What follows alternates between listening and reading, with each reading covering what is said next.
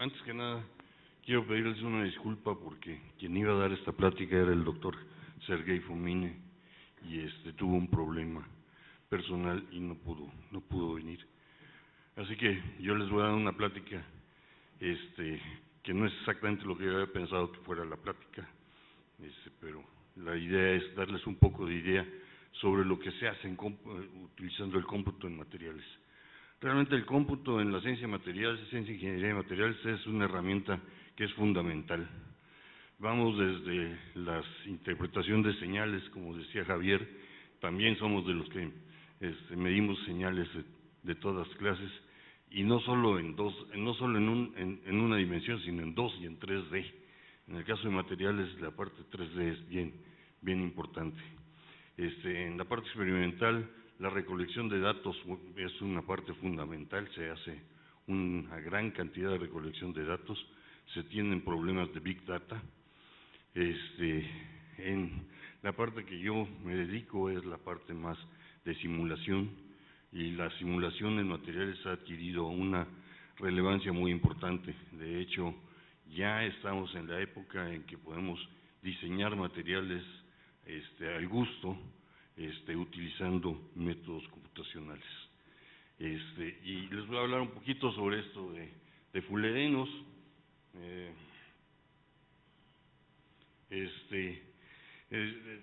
El carbón es uno de los elementos que tienen mayor variedad en sus presentaciones en materiales. Tenemos fullerenos, tenemos una cantidad de alótropos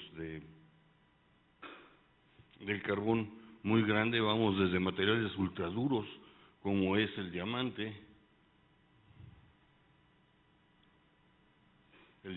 hasta materiales muy suaves, como son el grafito o los llamados fullerenos que han causado tanta revolución como nanopartículas, que son estas esferas que se presentan aquí, o los nanotubos que se presentan en esa figura, o el grafeno, que es una monocapa, básicamente una monocapa de grafito. Es una variedad de compuestos que se pueden formar con carbón. Tenemos también los polímeros, es una variedad muy grande que podemos tener, y básicamente lo que determina las propiedades de los materiales es su estructura electrónica. Su estructura electrónica es la que nos define si el material es conductor, si el material es duro, si es suave, si es brillante, si va a reflejar la luz. Determina sus propiedades ópticas, de manera que la mayor parte de las propiedades de los materiales están definidas por sus propiedades, por su estructura electrónica. Y eso es la mayor parte de lo que se hace en simulación en materiales. Lo que se hace en simulación en materiales es el cálculo de estructuras, de la estructura electrónica, y se usa básicamente lo que se conoce como teoría de la densidad, Density Functional Theory, que es un método sobre el cual se han desarrollado algoritmos muy eficientes para el cálculo de estructuras. En la actualidad podemos calcular estructuras hasta más o menos 2000 átomos, o estamos hablando de más o menos del orden de miles de electrones, y esto son las partículas que tenemos que calcular. Típicamente un material, lo que se hace es representarlo por un potencial, un potencial que está definido por el núcleo del material, que son donde están los protones y los neutrones, que definen un potencial básicamente de tipo coulombiano, y luego los electrones se representan las funciones de onda a través de aproximaciones básicamente en base a gaussianas, y se califican dependiendo del número de gaussianas que usamos. Tienen su calificación. En este caso, en este trabajo usamos uno que se llama el triple Z, para representar solo los electrones de valencia. En un átomo como carbón, tenemos 4 electrones de valencia. Esos electrones son los que realmente tienen la interacción química y son los que pueden interaccionar con el resto de los átomos. En el caso de otros materiales como los metales, el número de electrones que tenemos que manejar es más grande y va pues, del orden de 16 a 19 electrones de valencia para representar la parte de la interacción química en esos materiales. En este caso lo que estudiamos fue estas jaulas de carbón, que son jaulas que forman, el carbón viene a formar esas jaulas y dentro podemos meter metales que le dan propiedades muy especiales. En este caso los metales que estudiamos son titanio, circonio, hafnio, silicio, germanio, estaño, plomo, níquel, paladio, platino y escandio, y lo que nos interesaba entender es cómo la introducción de estos metales dentro de estas jaulas afectaban la estructura electrónica de la jaula.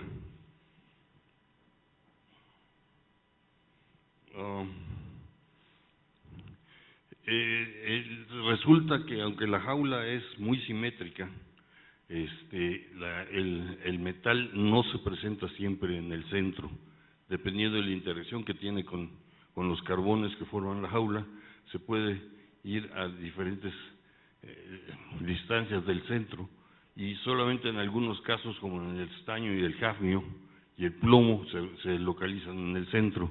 En la mayor parte de los casos se localizan fuera del centro.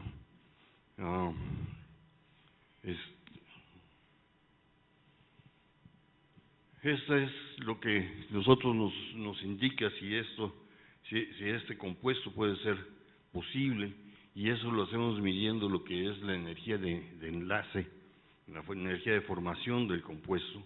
Y aquí lo que vemos es que hay ciertos compuestos que tienen una energía de formación positiva y otros que tienen energía de formación negativa. Los que tienen energía de formación negativa quiere decir que son estables, que se pueden, que van a ser posible su existencia. Los que tienen energías de formación positiva son los que no pueden ser estables y va a ser difícil la síntesis de estos materiales. Otra de las cosas que nos dicen información sobre el comportamiento de esos compuestos es lo que se llama la brecha de energía homo-lumo. Esto es, los electrones dentro de estas moléculas están ocupando ciertos niveles de energía. No todas las energías son accesibles, solamente algunas, y hay algunos niveles de energía que están ocupados y otros que no.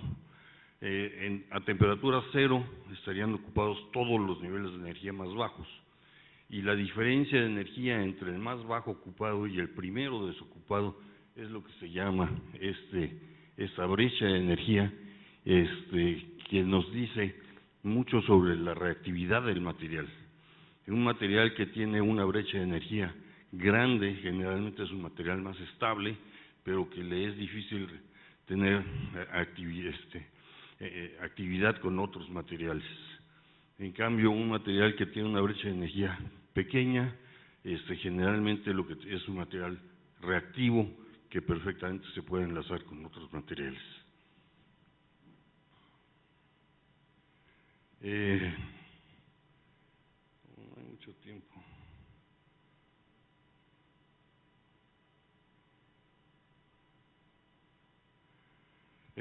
¿Cómo se colocan los átomos dentro? En el caso de esta estructura que es el C36, hemos estudiado este tipo de metales adentro, y como podemos ver, el metal no se encuentra en la posición central, tanto para el escandio como para el litio, mientras que para el lantano sí está en la posición central. Y esto básicamente se debe a que el escandio y el litio son átomos más pequeños que tienen la posibilidad de moverse adentro.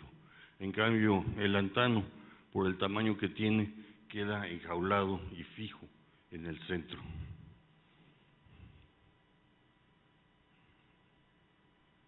Otro tipo de cálculos que hacemos de estas cosas es el potencial electrostático y cómo se reparten las cargas en los carbones que forman la jaula. Esto nos dice básicamente que si el material se somete a una reacción química, por dónde puede ser atacado o enlazado. En este caso podemos ver que el C36 normalmente tiene una carga negativa en estos anillos de 6 miembros, mientras que toda la parte central tiene una carga positiva. Esto se refleja en el potencial electrostático, en donde las zonas rojas nos está diciendo dónde está la carga negativa y las zonas azules donde está la carga positiva. Y de esta manera podemos saber por dónde puede ser atacado químicamente este material.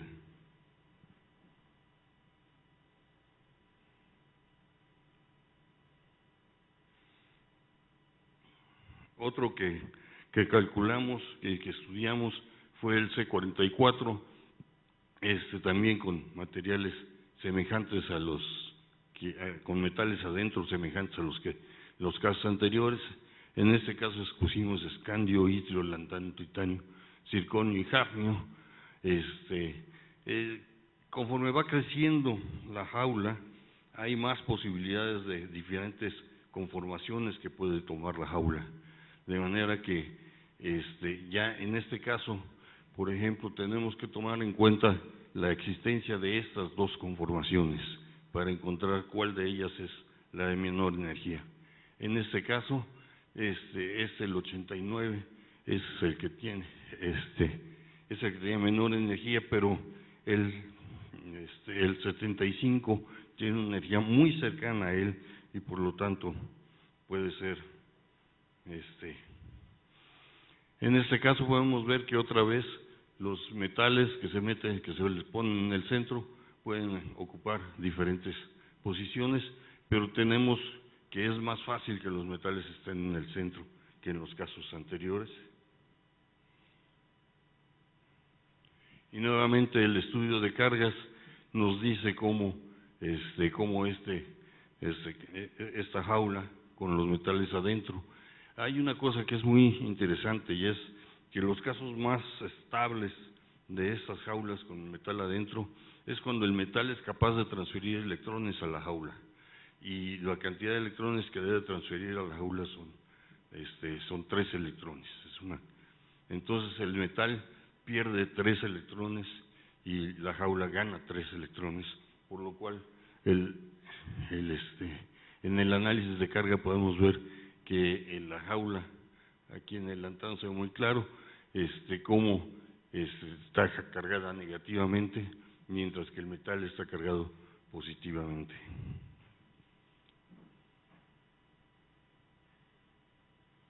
Ok, pues básicamente es lo que les quería platicar para que vieran algo de las cosas que hacemos en cómputo en materiales. La parte de simulación es una parte de cómputo muy intensivo. De hecho, yo según lo que yo recuerdo de los números, es que después de astronomía, materiales es de los que es más intensivo en el uso de cómputo, es una herramienta fundamental para el estudio de los materiales y es todo. Muchísimas gracias.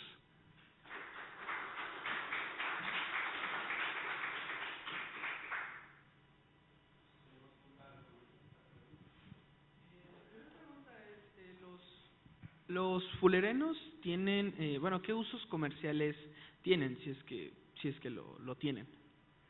Sí, tienen una variedad de usos comerciales. El más clásico es que si se le mete galio adentro al fullereno, sirve como elemento de contraste para resonancia magnética. Y tiene la gran ventaja de que el galio, si se metiera solo, sería tóxico, y en cambio enjaulado dentro del fullereno es totalmente inocuo. y entonces se puede usar con mucha ventaja.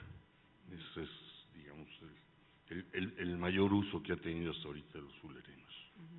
Sí, es que una vez vi un video acerca de materiales muy caros y vi que hubo un fullereno que valía, creo que nada más unos cuantos miligramos, cientos de millones de dólares, y pues por eso me tenía esa pregunta. Lo segundo, para las simulaciones, supongo que las simulaciones también incluyen la formación de fullerenos nuevos, ¿no? Debes también de tener los modelos de, por ejemplo, los procedimientos que seguramente ocupan láseres y un montón de indumentaria industrial cuyos nombres ni siquiera podrían ser pronunciables. Esas simulaciones podrían hacerse incluso en una computadora de oficina, o forzosamente requerirían equipos muy sofisticados. No, la mayor parte de lo que es estructura electrónica se tiene que hacer en clusters, y si nosotros utilizamos del orden de 40 a 50 procesadores por varios días para una de estas moléculas solamente. La cantidad de electrones que estamos manejando es muy grande, y cada electrón está representado por una combinación de funciones de onda que son gaussianas, entonces la cantidad de datos que se tiene es enorme, de manera que sí se puede hacer algo de moléculas pequeñas en una computadora de escritorio, pero cuando se va a sistemas grandes hay que usar computación en paralelo y cúmulos grandes.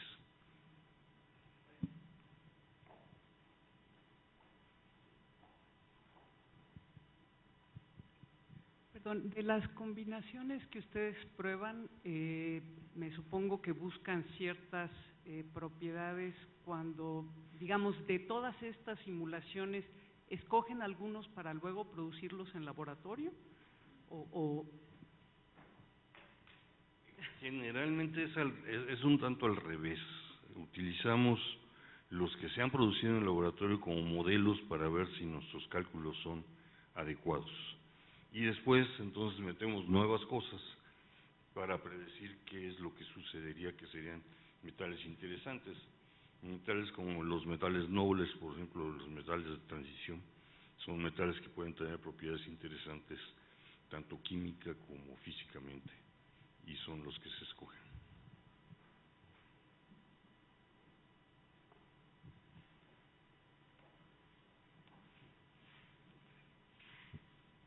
El software que se utiliza para estos interesantes cálculos, ¿ustedes los desarrollan? ¿Son parte de colaboraciones? ¿Aprovecha arquitecturas híbridas o solo corren CPUs? Sí, la mayor parte de los códigos son comprados, son desarrollados por compañías muy establecidas. Sí se hace algo de desarrollo en partes pequeñas, digamos, que es la más sobre la interpretación de los datos. La parte del cálculo de estructura electrónica generalmente se usan códigos o comerciales o de acceso libre.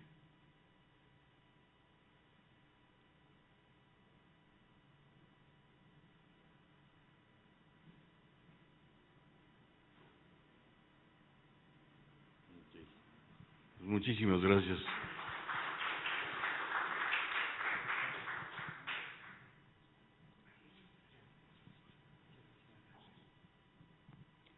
Les pedimos atentamente que no olviden registrar su asistencia a este evento acudiendo a la recepción de este recinto. Les recordamos que a las 11:20 reanudamos con la intervención del posgrado en Ciencias Físicas. Ahora los invitamos a un breve receso para tomar café.